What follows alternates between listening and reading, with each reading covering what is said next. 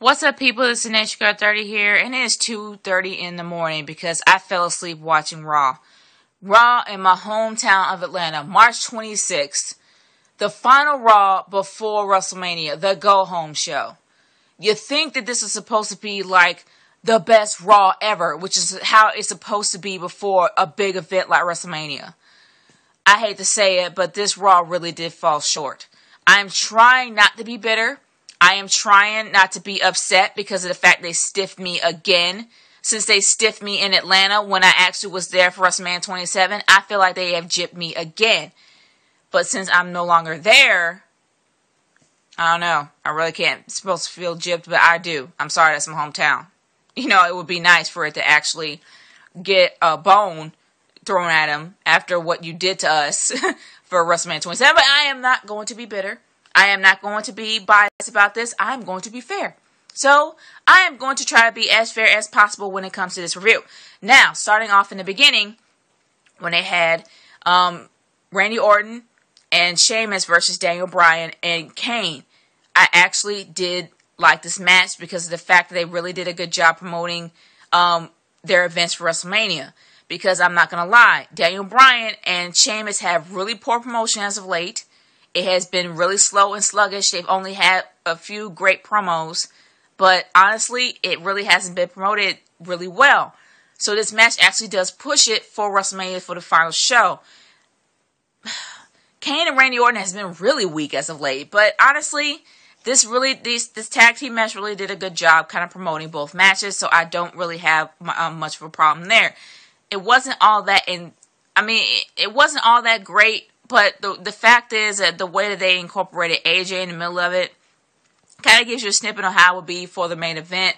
Kind of be for the championship match actually at WrestleMania, so it didn't really do a bad job there. Unfortunately, I cannot say the same about Kane and Randy Orton. It is going to be stale because it really did nothing to promote that. So it's kind of like a half and half there. But moving on from there, they really did a lot. They really did a lot of promotion for the Big 12. For Team Teddy versus Team Johnny. Now, starting off, they had the captains go at it. They had Santino Marella versus David Otunga. Now, and we end up finding out that Vicky Guerrero is the flag bearer. Who freaking cares?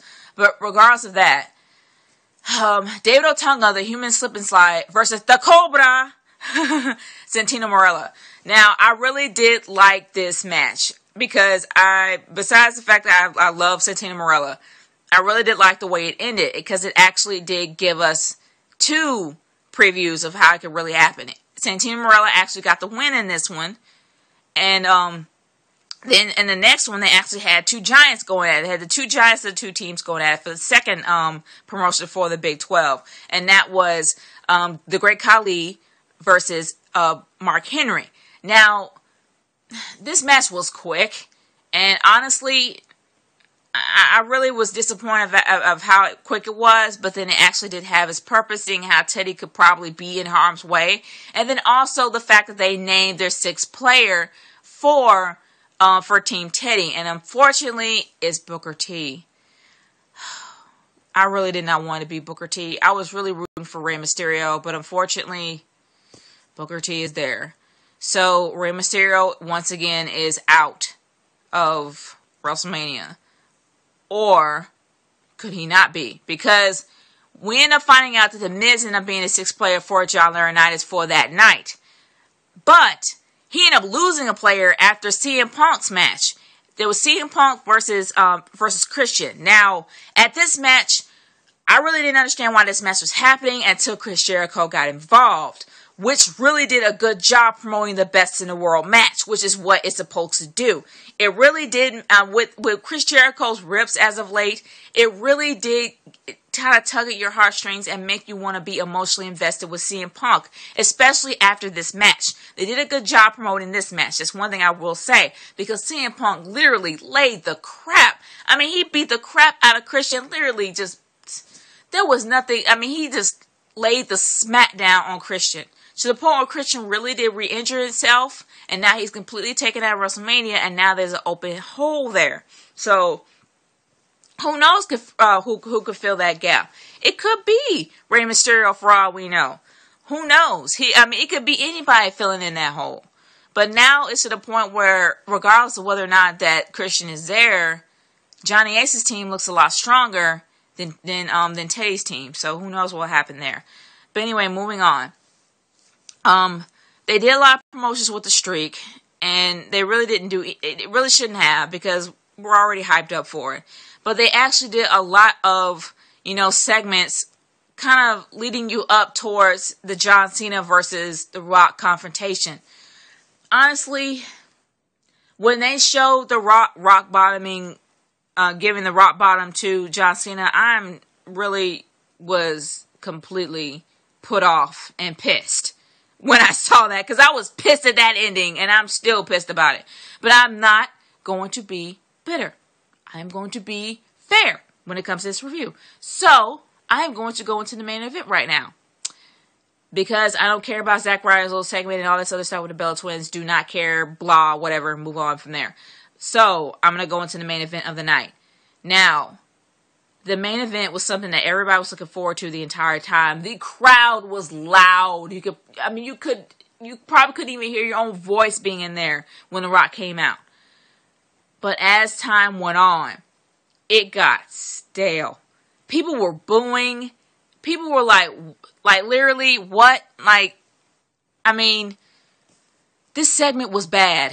It was really bad, horrible segment, very stale, did not like it at all. The Rock was not The Rock. The Rock was holding back. We all knew he was holding back for John Cena to trump him on the mic.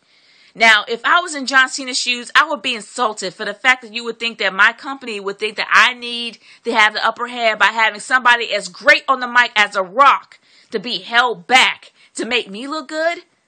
I would be extremely insulted. And that's how it was the whole night.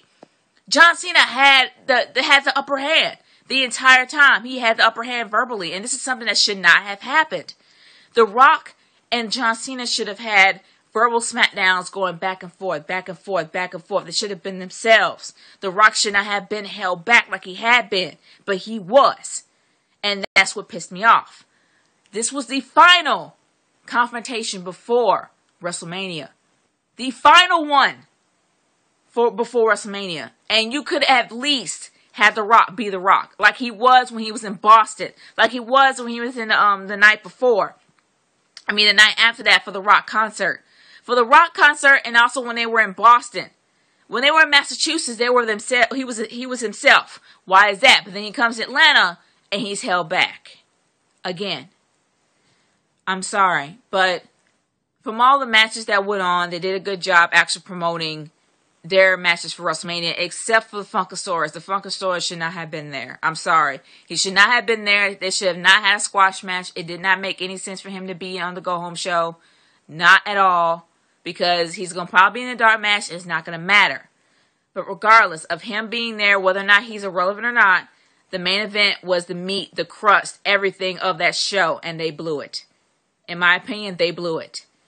But I can't deny the fact they did a good job promoting WrestleMania for the other matches and for everything else. So I have to give it a C-. I'm giving it a C- because they really did mess up the main meat of the show, but they did a good job everywhere else. So I can't deny that even though I'm a little bitter for the fact they stiffed my hometown again, and I'm a little bitter of WrestleMania 27, I'm still going to be fair about this. I'm giving it a C- because they did a good job promoting the others, but they did a really crappy job promoting the main event. So I'm giving it a C-. That's my verdict, and I'm sticking to it.